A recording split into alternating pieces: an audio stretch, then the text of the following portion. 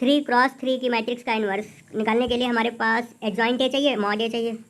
और ये सारे ट्रिक देखने वाले हैं किस तरीके से एडजॉइंट ए हम लोग आसानी से निकाल सकते हैं और मॉड ए भी आसानी से दूसरी ट्रिक से आज निकालेंगे मॉड ए। सो वीडियो को अंत तक अवश्य देखें और एक क्वेश्चन भी सॉल्व करेंगे इसके बाद में। चलिए भाई देख लेते हैं। सबसे पहले जिसका इन्वर्स निकालना हो उसके सभी एलिमेंट को इस तरीके से लिख लेंगे। फिर ये 2 कॉलम के एलिमेंट इधर लिखने लगेंगे, 1 2 -1 3, फिर 0 -2।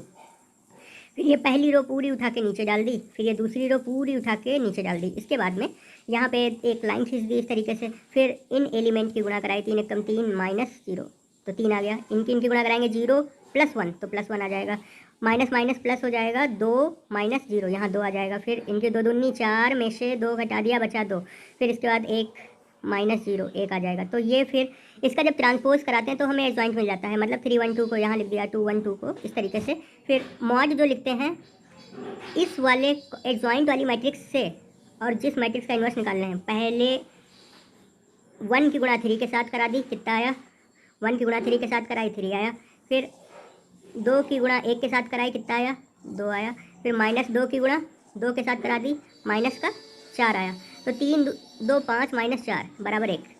तो मॉड कितना आएगा? 1 आएगा।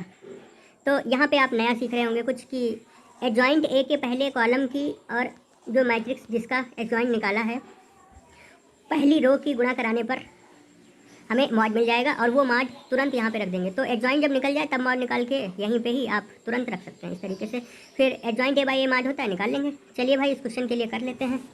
देखिए कैसे मैट्रिक्स पूरी उतार ली, फिर इसके बाद में ये वाला कॉलम इस तरीके से लिख लिया। अब क्या करेंगे? इस वाली रो को यहाँ पे लिखेंगे और इसके बाद दूसरी रो को भी उसके नीचे लिख देंगे। अब इसके बाद में एक लाइन इस तरीके से खींच लेंगे और यहाँ पे कोफैक्टर मैट्रिक्स सी लिखेंगे। किस तरीके से क्या आएगी वो देख लेते हैं।